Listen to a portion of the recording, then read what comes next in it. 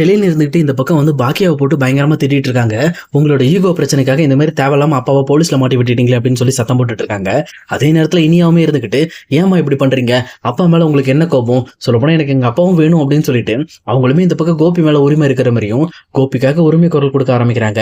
ஆனா இதெல்லாம் பார்த்துட்டு இருக்க எழிலுமே ரொம்பவே டென்ஷன் ஆயிட்டு, அந்த கோபி ஒன்றும் சாதாரண ஆள் கிடையாது, நம்ம அம்மா விட்டு பிரிக்கிறதுக்காக அவர் என்னென்னலாம் பண்ணாருங்கிற விஷயம் எல்லாமே எனக்கு இப்பதான் தெரிய வந்துச்சு அப்படின்னு சொல்லிட்டு இருக்காங்க.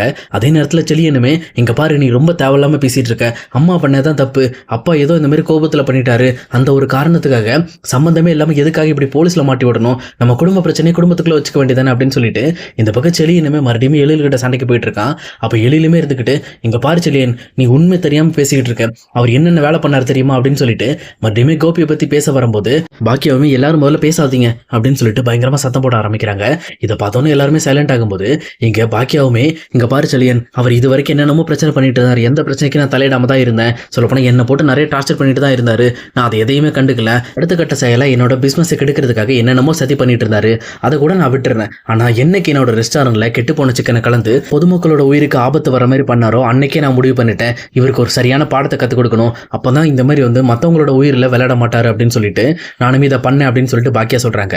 இருந்தாலும் செல்லியனும் ரொம்ப கோவப்பட்டுட்டு, நீங்க பண்றது எல்லாமே தப்பு, நீங்க தாத்தாவோட இறுதி சடங்குல இந்த மாதிரி வந்து கோபியை கலந்துக்க விடாம பண்ணதுனாலதான் அவர் இப்படி உங்க மேல கோவமா இருக்காரு அப்படின்னு சொல்லிட்டு மறுபடியுமே பாக்கியா மேலதான் தப்பு சொல்றாங்களே தவிர இந்த பக்கம் கோபி மேல எந்த தப்பு இல்லாத மாதிரி தான் பேசிட்டு இருக்காங்க. அதே நேரம் இன்னொரு பக்கம் இங்க கோபியுமே மனசுக்குள்ள பயமா இருந்தாலும் அதை வெளியில காட்டிக்காம ரொம்பவே கேஷுவலா போய் இந்த பக்கம் ஸ்டேஷன்ல போய் பார்த்துட்டு இருக்காரு. அதே நேரத்துல ஸ்டேஷன்ல அந்த செஃப் கிட்டையுமே இருக்கிற ஆதாரங்கள் எல்லாத்தையுமே அங்க இருக்கிற இன்ஸ்பெக்டருமே வாங்கிடுறாரு. அதை வாங்கினவொடனே இந்த பக்கம் கோபி தான் குற்றவாளி அப்படிங்கிறது தெரிஞ்சிருது. பட் ஆனால் அதை கோபி கிட்ட சொல்லாம ரொம்பவே கேஷுவலா பேசிட்டு இருக்காங்க. அப்போ கோபியுமே இங்க வந்துட்டு இங்க பாருங்க, என் மேலாம் எந்த தப்பும் கிடையாது, இந்த மாதிரி வந்து எல்லாத்துக்கும் காரணம் இந்த செஃப் தான், அவன் தான் பணத்துக்கு ஆசைப்பட்டு பண்ணா, நான்லாம் எதுவும் பண்ணலை அப்படின்னு சொல்லிட்டு கோபியுமே அவர் மேலே பழிய போட்டுட்டு தப்பிக்க ட்ரை பண்ணுறாரு. ஆனால் போலீஸ்காரங்களுமே சார் நீங்கள் ஒன்று சொல்கிறீங்க, அந்த செஃப் ஒன்று சொல்கிறாரு, சொல்லப்போனால் நீங்கள் தான் அவருக்கு பணத்தை கொடுத்து இதை பண்ண சொல்லியிருக்கீங்க, அதுக்குண்டான ஆதாரத்தையும் அவர் ஃபோன்லேயே வச்சிருக்காரு அப்படின்னு சொல்லிட்டு ஏற்கனவே கோபியும் அந்த செஃப்பும் பேசின விஷயம் ரெக்கார்டு எல்லாமே அவர் ஃபைல் போட்டு வச்சிருந்திருக்காரு.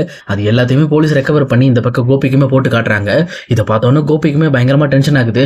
போச்சு, நம்ம பெரிய எசக மாட்டிக்கிட்டோம், இதுக்கு மேலே நம்மளால தப்பிக்க முடியாது, என்ன பண்ணலாம் அப்படின்னு சொல்லி யோசிச்சுட்டு இருக்காங்க. சொல்லப்போனால் நம்மள ஸ்டேஷனில் வந்து பார்க்கறதுக்கு நம்மளோட ஃப்ரெண்டோ இல்லை எழில் செலின்னு யாரோ வந்தால் தான் நம்ம ஏதாவது ஒன்று பண்ண முடியும். ஆனால் அது வரைக்கும் நம்ம ஜெயிலுக்குள்ளே போகாமல் லைட்டாக வந்து சத்தம் போட்டு பேசுகிற மாதிரி பேசிட்டு இருந்தானா ஆட்டோமேட்டிக்காக யாரையாவது கூப்பிட்றதுக்கு பர்மிஷன் கொடுப்பாங்க அப்படின்னு சொல்லிட்டு இந்த பக்கம் கோபியுமே இன்ஸ்பெக்டரை மதிக்காமல் ஒரு மாதிரி பேசிட்டு இருக்காரு.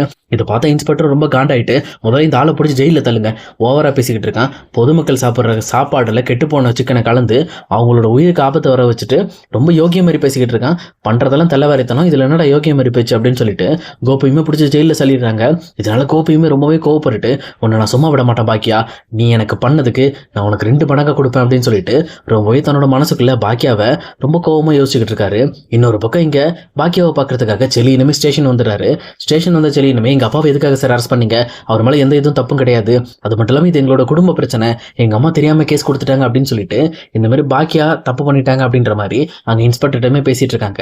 அப்ப அந்த இன்ஸ்பெக்டருமே எப்பா இந்த மாதிரி அவங்க தெளிவா ஆதாரத்தோட கேஸ் கொடுத்துருக்காங்க, உங்க அம்மா தப்பா கொடுத்துட்டாங்களா, உங்க குடும்ப பிரச்சனை நீங்க வீட்டுக்கு வச்சுக்கோங்க, ஆனா இப்ப அது குடும்பத்தை தாண்டி இங்க ஸ்டேஷன் வரைக்கும் வந்துருச்சு, இதுக்கு மேல அதை நாங்க தான் டீல் பண்ணுவோம், அது மட்டும் இல்லாம உங்க குடும்பத்துக்குள்ள பிரச்சனையானா அது உங்களோட சரியா போயிடும், பட் ஆனா நீங்க இப்ப பொதுமக்களோட வாழ்க்கையில விளையாண்டு இருக்கீங்களே, அதை எப்படி நான் சும்மா விட முடியும், அதை விட முக்கியமா அவருக்கு எதிரான ஆதாரங்கள் எல்லாமே பக்காவா இருக்கு, அந்த செஃப்புமே சாட்சி சொல்ல தயாரா இருக்காரு அப்படின்னு சொல்லிட்டு அந்த செஃப்பையுமே கை காட்டுறாங்க. இன்னொரு பக்கம் செல்லினும் அந்த செஃப்பை பார்த்து முறைச்சிட்டு, சார் நான் எங்க அப்பா கூட கொஞ்சம் பேசலாமா அப்படின்னு சொல்லி பர்மிஷன் கேட்கிறாரு. உடனே இந்த பக்கம் இன்ஸ்பெக்டருமே வச்சு அங்க பாருப்பா, அங்க உள்ளதான் இருக்காரு, அவன்கிட்ட போய் பேசுப்போ அப்படின்னு சொல்லிட்டு இங்க கோபியை பார்க்க அனுப்புறாங்க.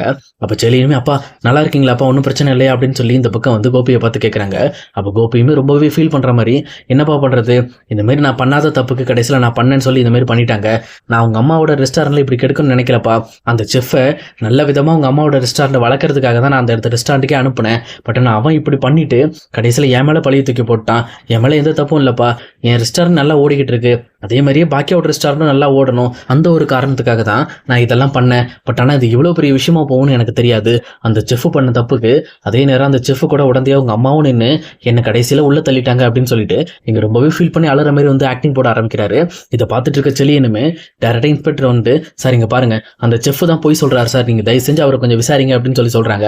ஏங்க செஃப் போய் சொல்லாங்க, அவர் கையில் ஆதாரம் இருக்குது அப்படின்ன உடனே இந்த பக்கம் செயலினும் சார் அந்த ஆதாரத்தை நான் கேட்கலாமா அப்படின்னு சொல்லி கேட்குறப்போ இங்கே இன்ஸ்பெக்டருமே இருந்துட்டு என்ன வர்றவன் போகிறவனுக்குலாம் ஆதாரத்தை போட்டு காட்டுறதா என் வேலையா, எதாக இருந்தாலும் கோர்ட்டில் வந்து பார்த்துக்குங்க, சும்மா சும்மா ஆளுக்கு வந்து தொந்தரவு பண்ணிக்கிட்டு போயாமோ இல்லை அப்படின்னு சொல்லிட்டு செலியனுமே பிடிச்சி சத்தம் போட்டு விட்டுறாங்க.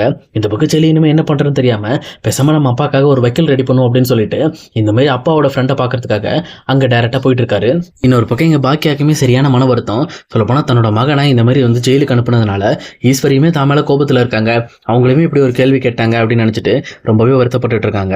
அதை விட முக்கியமாக தன்னோட பிள்ளைங்களே வந்து தன்னை மதிக்காமல் இந்த மாதிரி வந்து கோபிக்காக ஹெல்ப் பண்ணிட்டு இருக்காங்க. இந்த மாதிரி நான் என்ன பண்ணாலும் எல்லாமே ஆப்போசிட்டாக போய் முடியுது அப்படின்னு சொல்லிட்டு ரொம்பவே ஃபீல் பண்ணி அவங்களோட கஷ்டத்தை அவங்களோட மனசுக்குள்ளே வச்சுட்டு ஃபீல் பண்ணிட்டு இருக்காங்க. ஏன்னா வெளியில கூட அழுறதுக்கு மனசு இல்லாமல் தன் கஷ்டத்தை தனக்குள்ளே வச்சுக்கிட்டு இருக்காங்க.